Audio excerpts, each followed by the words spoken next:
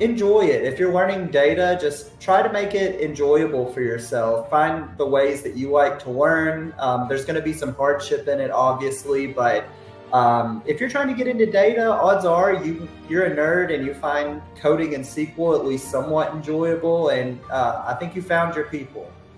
Hey nerds, Monica here. Welcome to the Data Podcast for Nerds, where we get to talk to amazing professionals and ask them all about how they're using data to solve the world's problems. We're highlighting skills that data professionals use on a daily basis.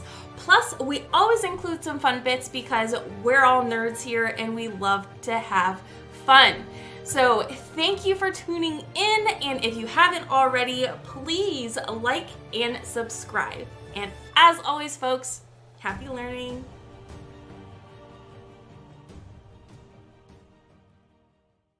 So today with us, we have the very special Elijah Butler. How are you doing today?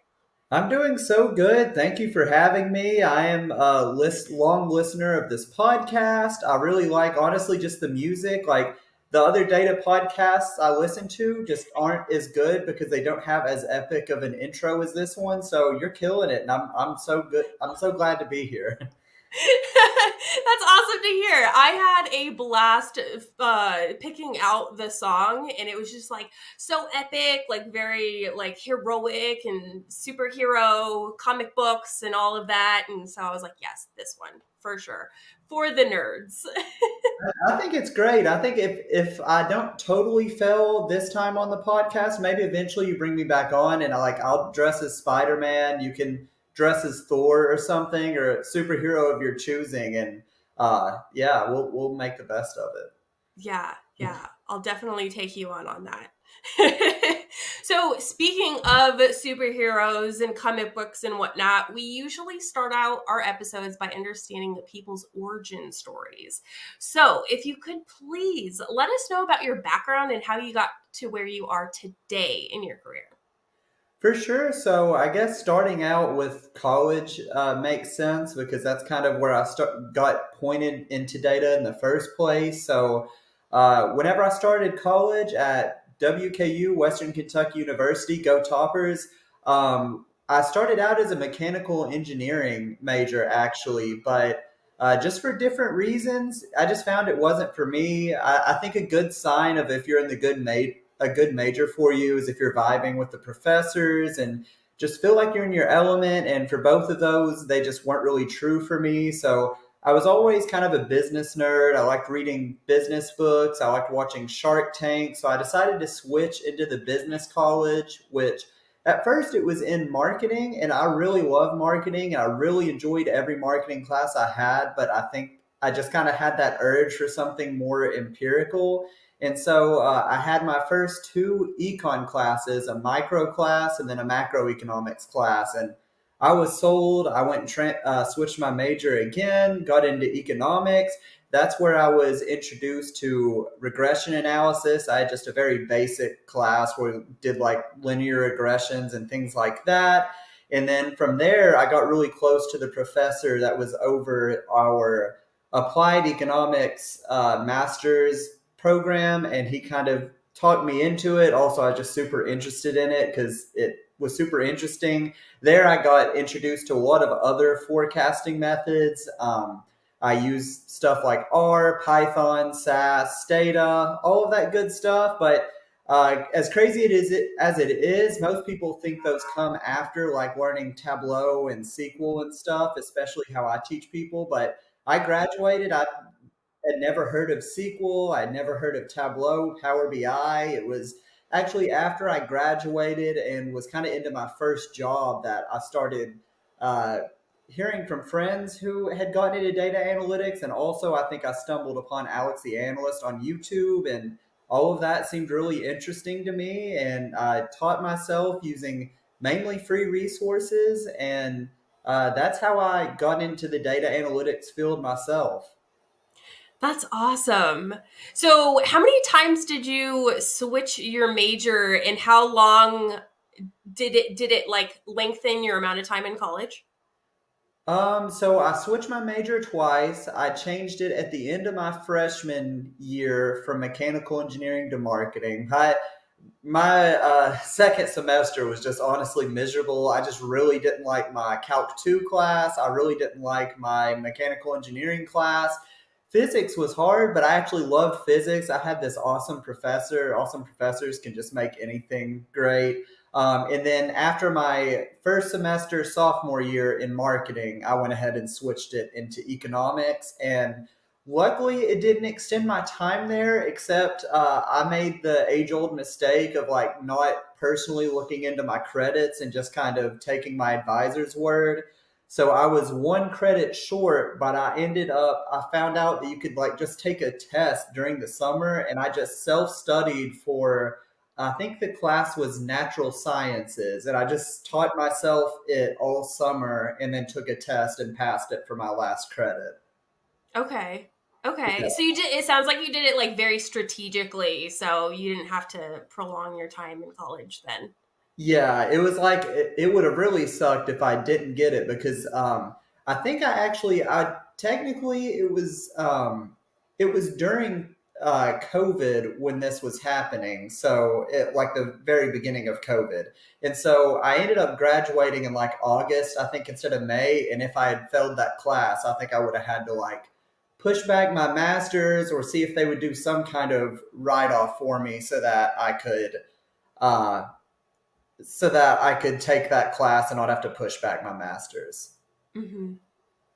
What made you first get into trying to do the mechanical engineering? I'm just asking because I almost, after already being a data professional, went back to school for mechanical engineering because I got really into the show Mythbusters. Oh And I yeah. was like, oh, how can I get onto Mythbusters? And I went on a little rabbit hole, and it was like, oh, well, if you're a mechanical engineer, then you'd be great for this show. And I was like, okay, maybe I'll go back to school, but I never did.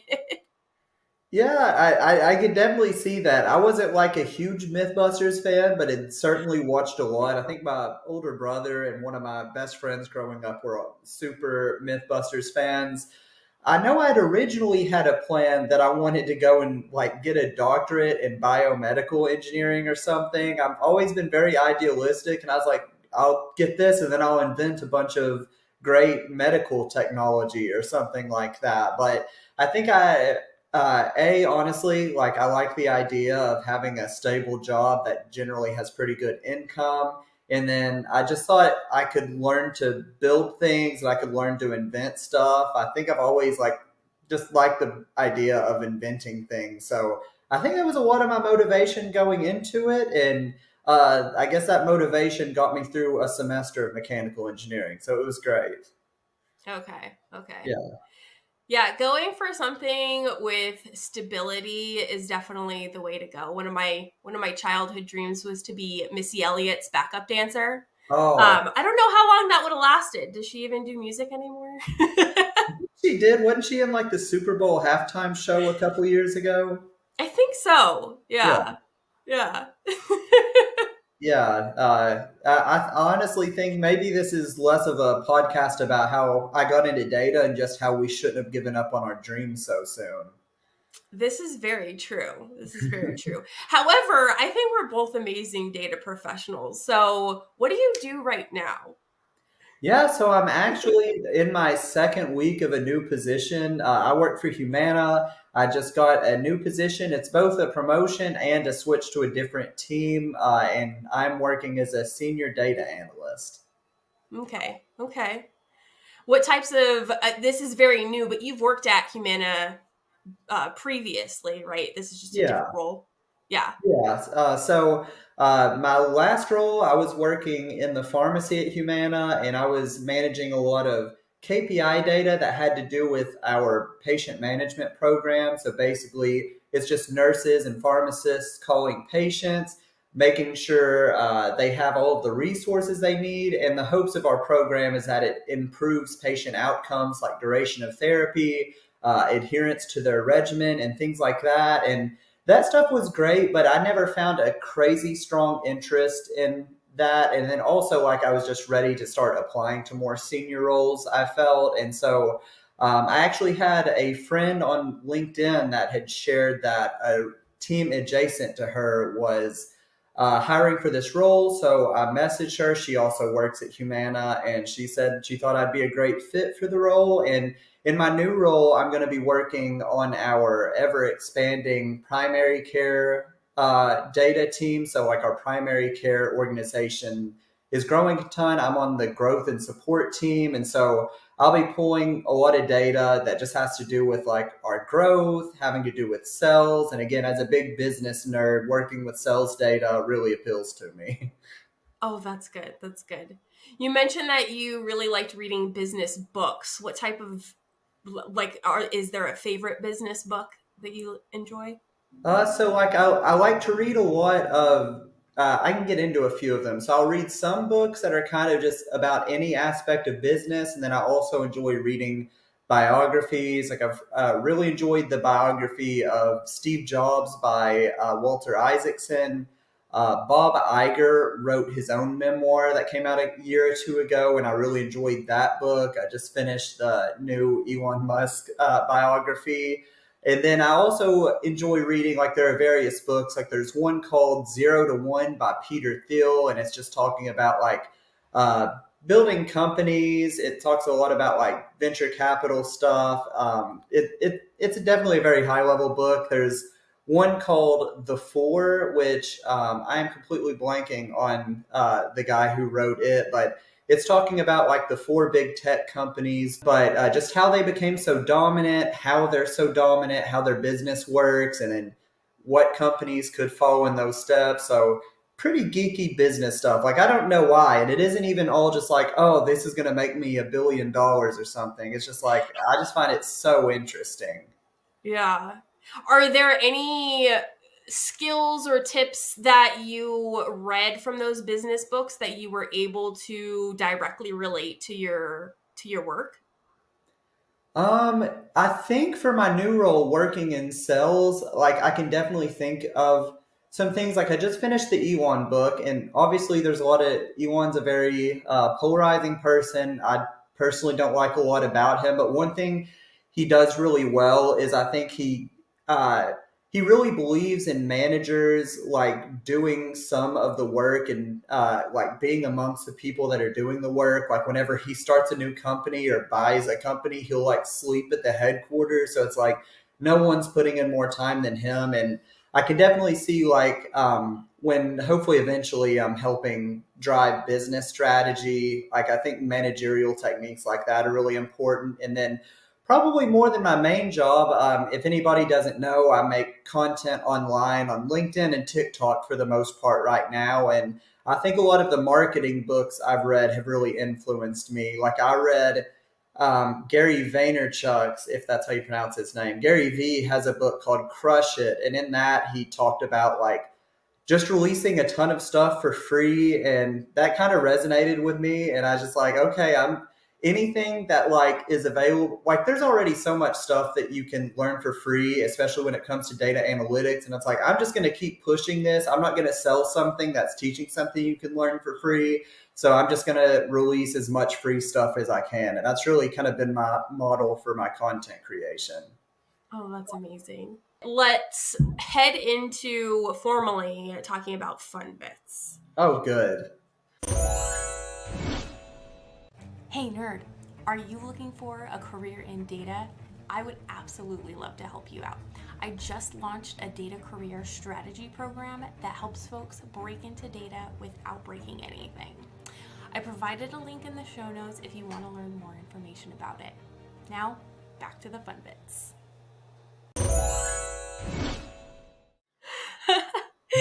So, for fun, you mentioned your social media content creation. Can you go into more of that and how that helps you in your job? Oh yeah, so I just started about a year and a half ago. I just started making a couple of TikToks. Originally, I was going to talk about being a data analyst, about working from home, about upskilling, reading, trying to just become a healthier person mentally and physically. And literally, I had just this post where I was typing and had text over the screen about how I loved being a data analyst. And that TikTok blew up to over 1 million views. And I started making videos responding to comments like, how can I learn SQL? How much does a data analyst make? All of those things. And it just slowly grew and I really enjoyed it. So that's when I kind of hit a big reading kick about like marketing and branding. I started learning as much as I could about data. I'm always very big on ethically sharing only what you have experience with. That's why I don't give a ton of in-depth like interview tips because I've never interviewed people, but I know a lot about what it takes to learn the initial skills. And that's just kind of grown from there. And then for my how it affects my current job, I've had the opportunity to like share some resources with those in my organization. Like someone will be like, hey, I'm actually wanting to look into SQL. I think it would help me a lot in my job if I understand that more. So sharing some resources with them, I think it's improved my communication and speaking skills because I'm just talking to my phone like every day. So I'm sure that comes into play as well. And then in the long run, I could really see helping Humana, like if they ever wanted or needed it, with just like some kind of free trainings for employees or speaking at things, just anything I can do because I just love talking about data. I love meeting new people. So I think all of these things kind of play in together. That's awesome. Plus, with all of this content creation, talking to your phone, building your communication skills, you're also, I feel that you're building out your future stand-up career. Yeah, like people definitely kind of know me personally as being the funny person. Though the weird thing is like it's weird because like I'll be funny in a conversation, but it's hard to like put that into something purposefully. Like if I went and tried to perform stand up right now, I think I would just suck. And like if I just tried to start recording a video and being funny, just forcing it, it doesn't work. But I found like my three biggest LinkedIn posts have all been satire. So I think satire may be the way that I start trying to put some of that stupid humor into it. Yeah. Yeah, Yeah. there's definitely a set formula for stand-up comedy, at least, because they start out with some kind of topic and then it seems like they go on a rant and then it kind of loops back to that same topic and then that's the end of the show and it's like, wow, I just was taken for a ride. It's amazing. Yeah, and I think that's kind of what I am not as good at. Like if I'm talking about something, instead of doing a circle, I'll just keep going off on the same tangent and then onto a different tangent, and then eventually I've completely forgotten what the original point was. Yeah, too many rabbit holes. I definitely have gone down those myself. Yeah, if you go listen to any podcast I've been on, you can hear me going on a rabbit hole. Like you'll ask me about a book I like, and then I'll be talking about something tragic that happened to me when I was 8 or something like that. But at least is it relevant or is it completely just left field? It's usually pretty left field. Oh, okay. Okay. Yeah. So something that I think that you could talk to, you mentioned that you don't like to talk about things that aren't in your wheelhouse, but something that I think that you can give really good tips and tricks about is how do you personally learn new things? Like go-to resources. Yeah, so I'll actually answer that separately because for me, those would be two different answers. Okay. So first of all, how I learn new things, I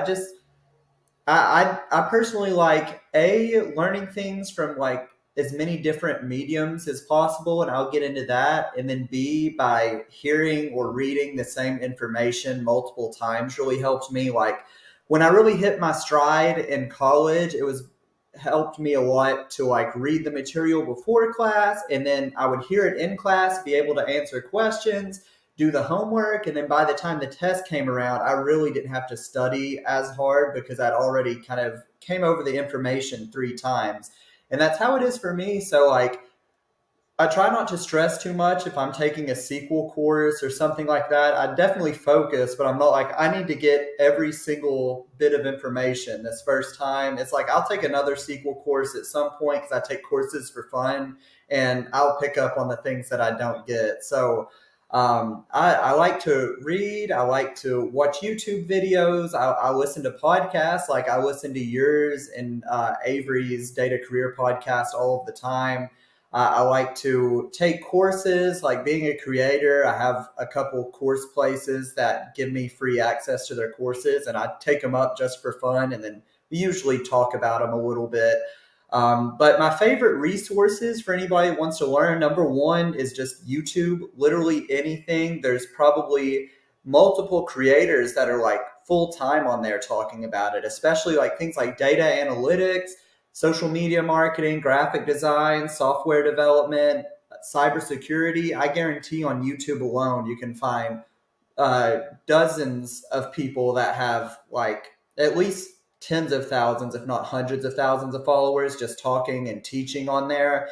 And the thing that I used to do is if I was trying to learn something, a lot of people want to give you a little bit and then sell you a course with a lot. But maybe like you can find a bunch of these people and then kind of stitch together everything that they talk about. And then like if you don't have the money to buy a course, you can kind of stitch it together that way. But definitely a big believer in YouTube. I definitely think libraries are underutilized. If you're a reader, you can go to your library. They're going to have a ton of books, but they'll get a book from another library. If they don't have it, they'll buy a book if it's fairly new. Like my library here in Kentucky's bought me multiple books because they didn't have it and requested a bunch of books because they have a smaller business section. So I guess podcasts, YouTube, libraries, they all need more respect.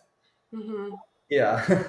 Yeah, definitely. The library should hire you. They should. There's like a guy on TikTok that just works at a library and makes content about it. I could be that guy. Yes, absolutely. Absolutely. How do you feel about talking to rubber ducks for learning? Have you talked to a rubber duck today? That's a good question. One that I'll be honest, I didn't anticipate. I guess it would have to depend, like the background of the rubber duck. I would need to hear like what they've said before. Like, if it's like, I'm sure there's some good rubber ducks and there's some bad ones. Like some of them really want to help people. Some people are just spreading misinformation. Some of these rubber ducks are probably just trying to sell you a rubber duck course or something like that. So not to be polarizing, but I have a lot of trouble trusting rubber ducks. They got to prove me. Yeah, yeah. Well, the benefit of rubber ducks is that most of them don't talk back, though. Yeah, I don't know. Maybe if I'm getting all this if I went outside and just started telling people that I was getting misinformation from ducks, I'd probably get locked up somewhere. Possibly, possibly. I mean, I think that you should explore that a little bit more because I have my rubber duck. I have all of these rubber ducks. I have tons of rubber ducks that you talk to. It's rubber duck debugging. It's helped me out a lot. I just talked to my Dwight bobblehead that's holding a Dwight bobblehead. This is where I get all my good information about Bears Beats and Battlestar Galactica. So when rubber ducks will try to steer you wrong, in the end, Dwight just wants what's best for everybody in the office. I see what you're saying now. All right. I'm watching you. All right. Yeah, maybe you need to add a show and tell segment to your show. I think that was great. Oh, that's a good, yeah. Like, what inanimate object do you have on your desk that you explain your problems to? That's it. Eventually, I'm just setting up like a background here for different things. But like, I specifically ordered this, and I'm gonna get something that's like a Kermit. So like, I have like my interests represented with the Office and the Muppets, I guess. Absolutely. I love that idea. Well, Elijah, do you have any other tips, tricks, final words of encouragement, or recommendations for the listeners? Yeah. So my tips, I think one of my number one tips, especially like occasionally, I'm sure you have this too. I'll have a friend that tells me they want to get into data analytics. They know that I make content. What would I suggest to them? And here's what I would suggest to a friend that asks me. So like, I always recommend the same thing online, but here's what I would recommend. First of all, see what you can get for free before you pay for something, unless you're like, I don't know, just flooded with cash or something and can just spend hundreds on multiple courses or stuff. Always see what you can get for free. I really believe if you're trying to become a data analyst, everything you need for an entry level role in data analytics, especially when it comes to just learning the technical skills, SQL, Excel, and then either Tableau or Power BI, all you need is for free. YouTube, Khan Academy. There are other free SQL courses you can find. You can get free software downloads of everything. So I'd first recommend just trying to learn everything you can for free. And then if you want to, if you're able to, you can go look through the millions of different courses that people sell. And then beyond that, I would say just focus on building a genuine network. A network isn't DMing people on LinkedIn, asking them to review your resume if they can find you a job or if they can do stuff for you. Sometimes there is a time to cold message on LinkedIn, but try to attend local data meetings if you live near a town that might have those. There's probably online networking events that happen from time to time. Whatever you can do to just build a genuine network. I just think if your network is a group of friends that or work in the same industry as you. So yeah, just do what you can for free. Always be growing your network and just enjoy it. If you're learning data, just try to make it enjoyable for yourself. Find the ways that you like to learn. There's going to be some hardship in it, obviously, but if you're trying to get into data, odds are you're a nerd and you find coding and SQL at least somewhat enjoyable. And I think you found your people. Absolutely. Absolutely. So, if any of the audience has any questions for you, where can they find and or follow you? Yeah, so my start was on TikTok, and you can find me on TikTok at I'm Elijah Butler, and that's I apostrophe M, but without the apostrophe. You can find me on LinkedIn. I'm actually more active on LinkedIn now than TikTok. If you just search Elijah Butler Humana, I'll probably come up. And those are the two biggest. I'm on Instagram at Data From Home, but TikTok and LinkedIn. LinkedIn's where I put the most. I post on there about every day, and I don't get to respond to a ton of my messages, but I respond to a ton of comments on there. So if you have a question, if you'll comment something, especially right after I post, I especially am looking at comments. That's probably the best place to get me. Amazing. Well, thank you so very much, Elijah, for coming on my show. Thank you again. It's been an honor. It was great getting to meet you in Charleston and be best friends. Like we didn't really know each other before Charleston, and then like I think I spent more time with you than like anybody there, and it was a great time, full of fun, full of memories. Yeah, it's always a crazy time in Charleston with a bunch of data nerds. Absolutely. It was a blast. I had so much fun. Yeah, I guess in case this is a random, someone just listened to this episode for the first time. There was just a creator meetup in Charleston, South Carolina 2 weeks ago, and that's where me and Monica met in person for the first time. It changed both of our lives, hopefully for the better. Absolutely. It was definitely game changing. Posit, which was formerly our studio, hosted this event. There was about 30 plus data nerds gathered together. We all participated in a really cool hackathon. Elijah hosted the hackathon with his comedy skills.